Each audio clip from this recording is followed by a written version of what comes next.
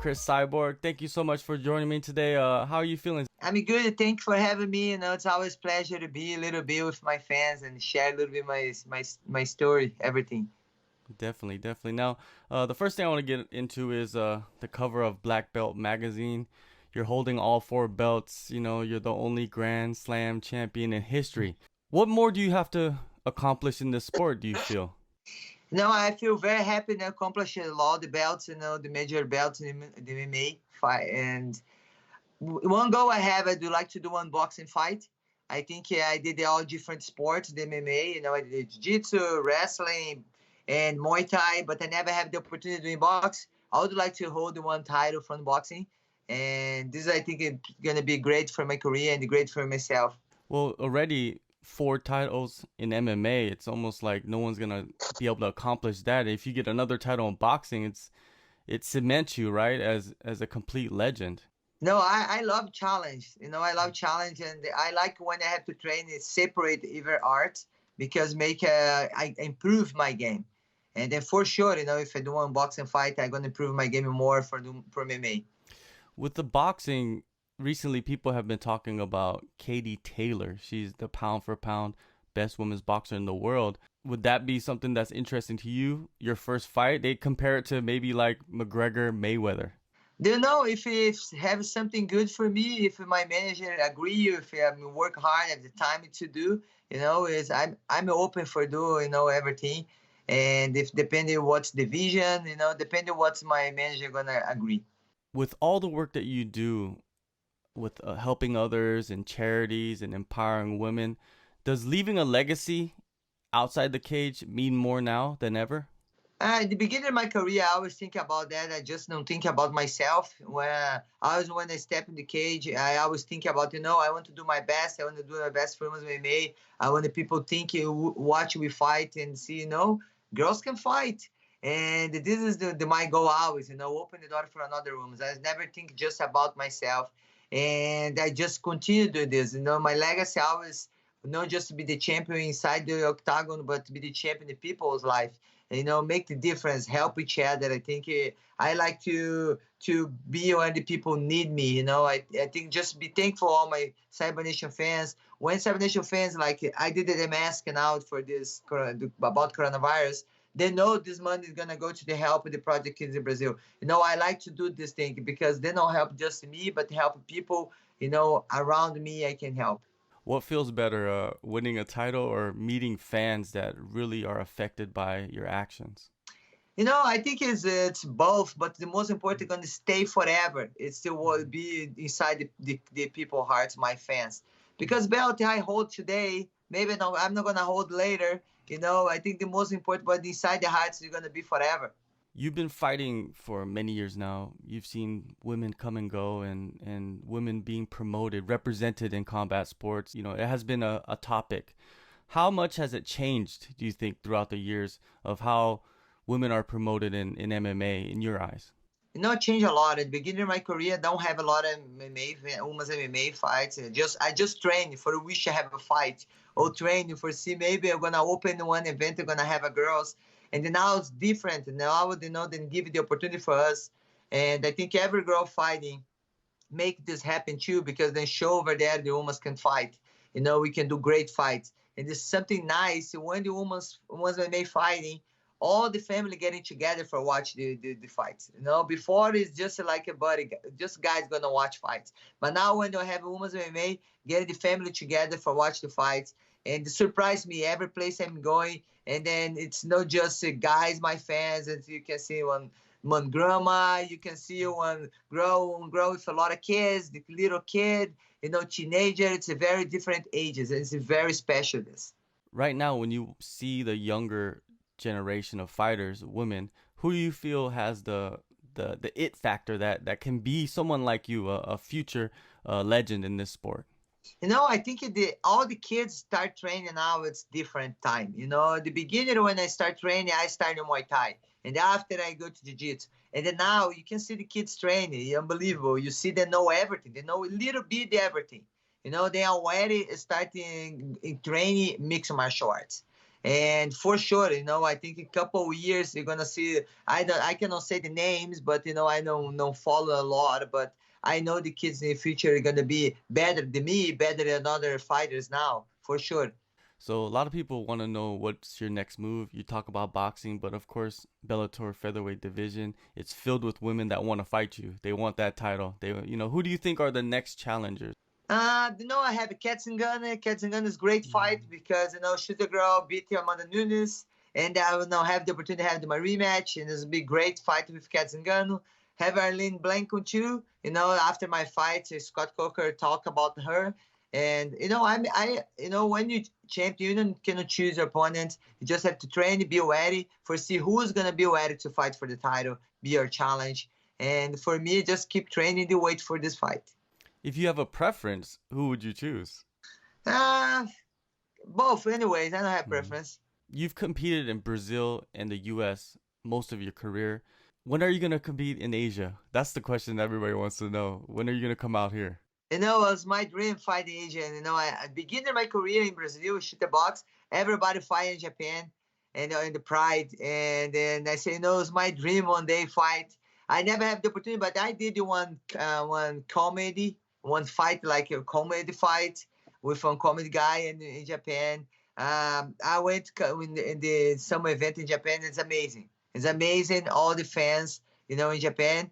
One day, now Bellator, I was open for you fighters go to Japan, back for another place in the Asian, and back and forth, and then they want to real promote the fighters. And if I have the opportunity, for sure, they're gonna be welcome. They're gonna be amazing for my career.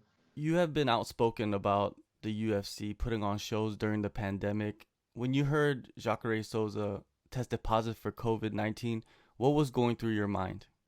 Nice. And one thing I'm glad, I'm happy for his be good, and then I don't hear anything before how he's sick or not, but nice is passed through well, and but I know he's long time in Florida. I don't know if he's came sick or not, but it's nice because he's doing the camp. He's now with his family.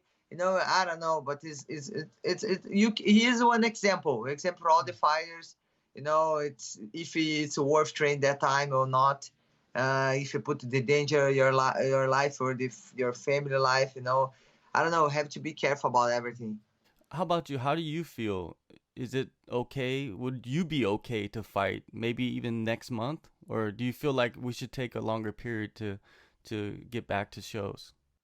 For now, I've been training like running. I'm training my own gym by myself. I punch the bags. I do, of course, for doing fights, you have to do a real camp. For sure, this guy's fighting in UFC the last event, not doing the real camp.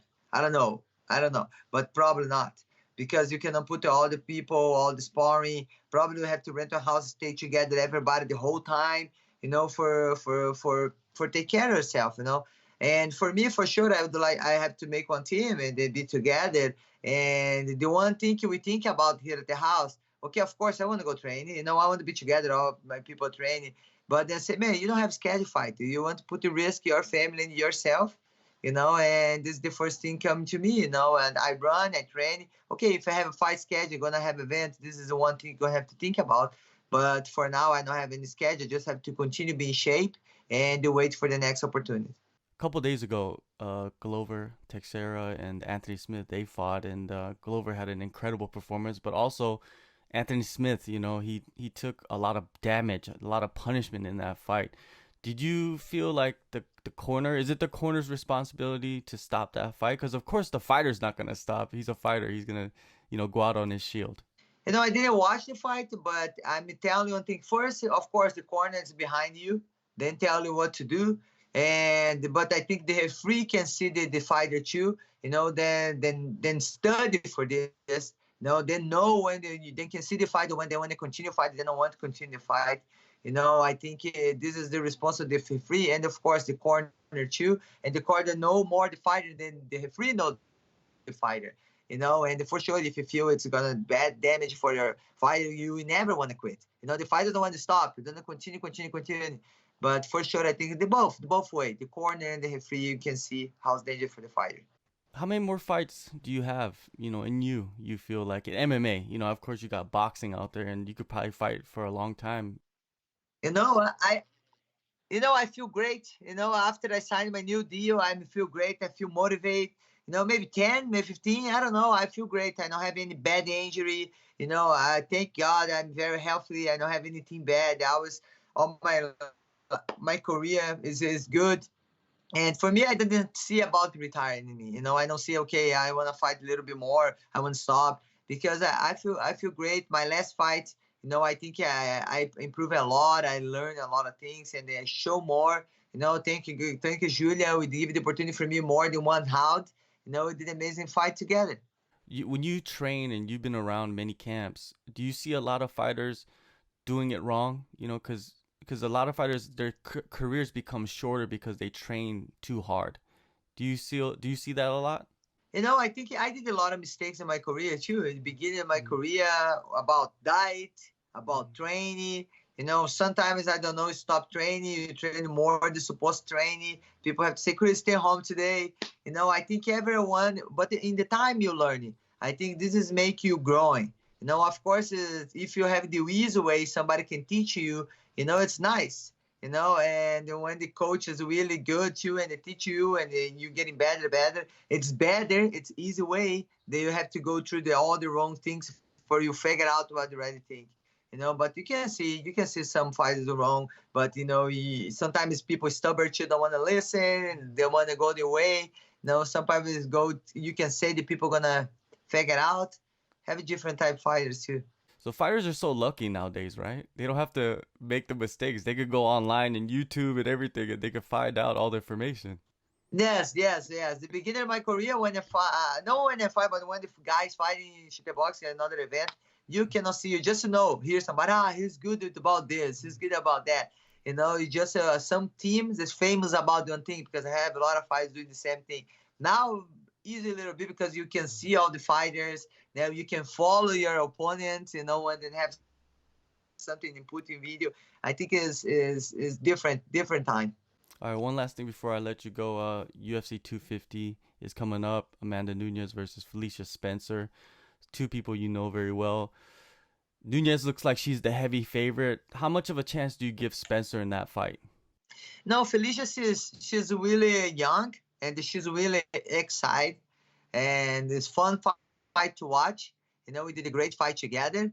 And if I'm gonna just keep it hungry, would like continuing to be the champion, it's gonna be a great fight. But for sure, Felicia won that title, and we're gonna do her everything she wants. I think when you fight, I think it gives me her motivated too, and I'm excited for this fight too. All right, Chris, appreciate it, and good luck on the future and everything you're doing outside the cage. Thank you so much for the opportunity. Thank you for our Cyber Nation. Thank you for getting my mask for the project. Help the project kids in Brazil. I'll help Cyber Nation because they're always with me. And don't forget, guys, Thursday we train together. Live my YouTube. I have the DNA of Championship interview every Friday, every 2 weeks in my YouTube channel. We have Vanderlei, Aldo, and next one is going to be Babalu. And so thank you, fans, for being with me. Thank you for me being your show. And God bless. Take care.